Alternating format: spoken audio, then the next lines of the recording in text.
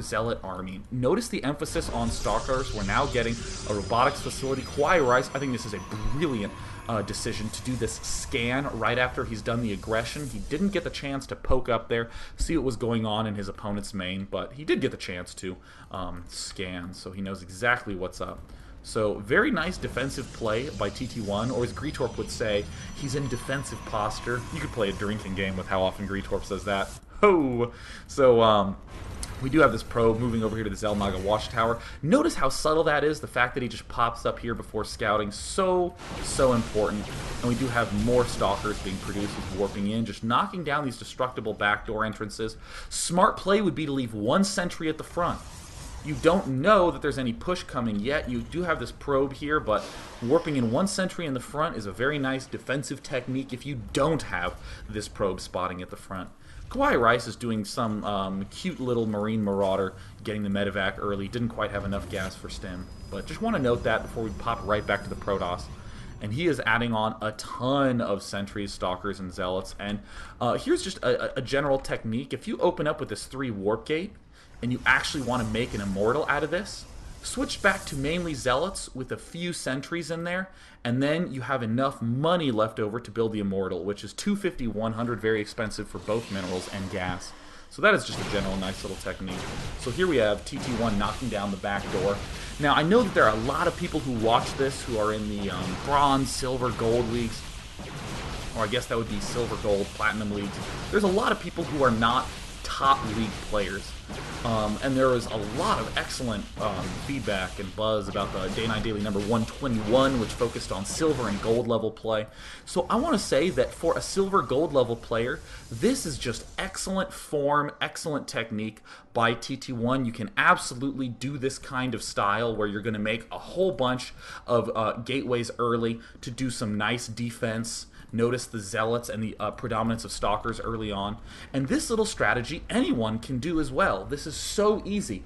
I made all these units because I needed to so I wouldn't die. How do I exploit that? Well, I open up the back of his base so he has to worry about attacks at the back and attacks at the front.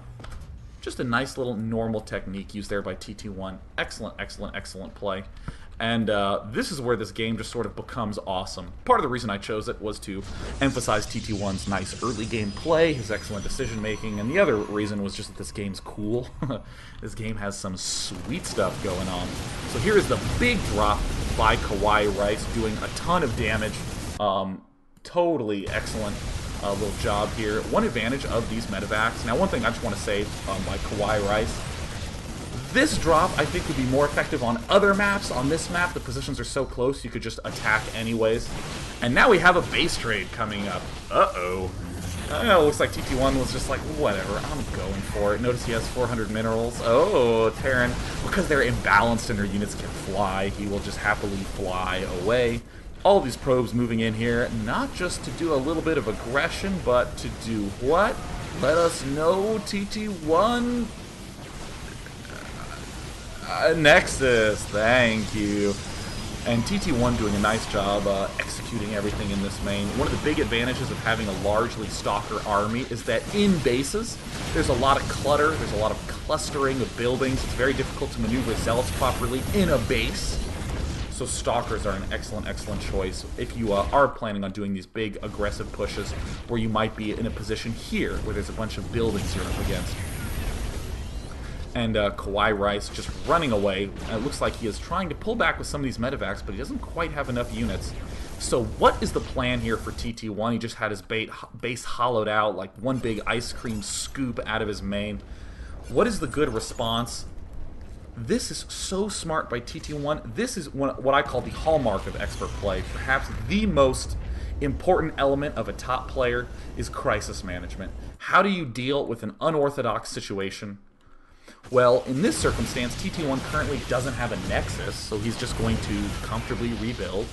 But notice that he is going to kill off all the structures that are close by this Nexus. He could have run over here to try to snipe this off, but that's just a little bit too risky without a lot of spotting going on.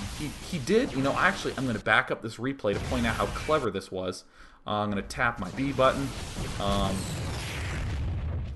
Looks like I'm going to have to tap it several times.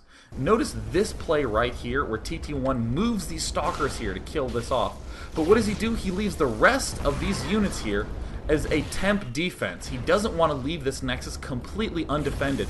And as he's killing off the structures over here with the Immortal, he moves to the left with the sentries, wants to have a lot more coverage of this of the base. Wants to make sure there's nothing poking in from the left. This pylon, coincidentally, is going to be serving as an excellent spotter. So TTOne knows that this base is here. He knows exactly what's up, but he's just chilling. And that is an excellent, excellent decision. He needs to establish some sort of infrastructure.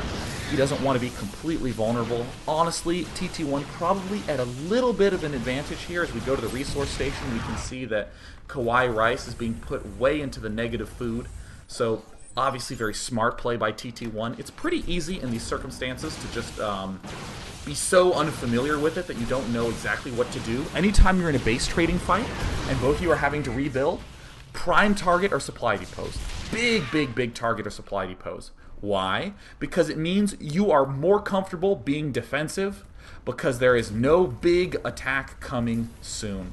So here comes TTOne, he's moving out. He moved out, but he knows where these dropships are. He has a very good sense of where they are. If I didn't have a good sense of where they were, I would never in a million years want to move down away from my base. So this is excellent, excellent decision making by TTOne, popping right in here to the Gold Expo, doing so much damage.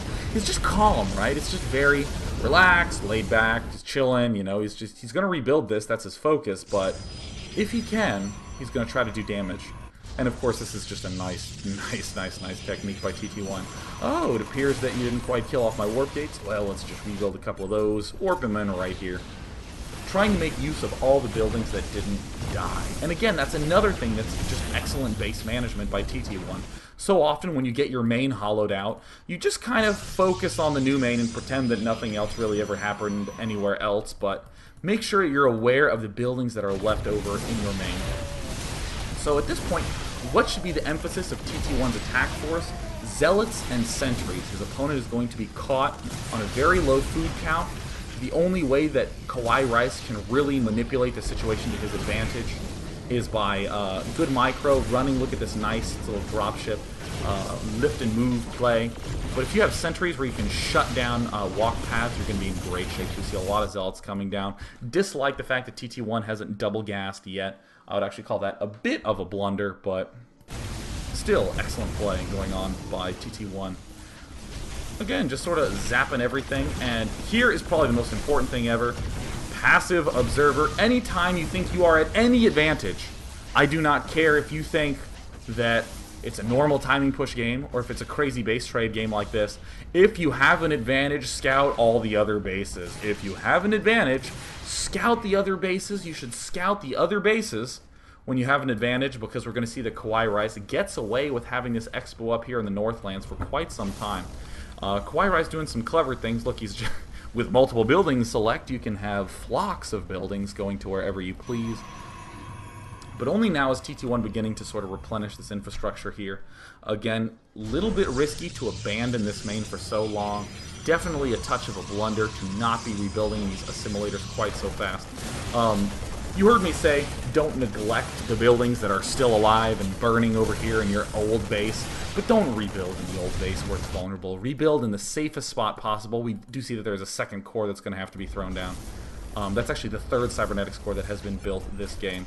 So this is a misstep by TTOne, sending all these units up to the factory. Needs to pull more units back. Look at how vulnerable this is. But now, at this stage of the game, now that we do see that things are sort of leveling out again, I mean, KawaiiRice is re-expanding to TTOne's old main, so there's some nice base trading going on. Again, this game's totally awesome, pretty sweet, nutty stuff going on here. But TTOne should really focus on expanding, calming down a little bit, because at this point, the same logic of our normal play applies here. So you've just lost your base, you've just killed off your opponent's expansion. What do? Well, we're a Protoss player. What do we normally do? Well, we make more warp gates, right? I mean, you can just comfortably expand 3 warp gates. Imagine for a moment that it is a normal Protoss vs. Terran, just the most normal Protoss vs. Terran in the world. You're 5-6 minutes in.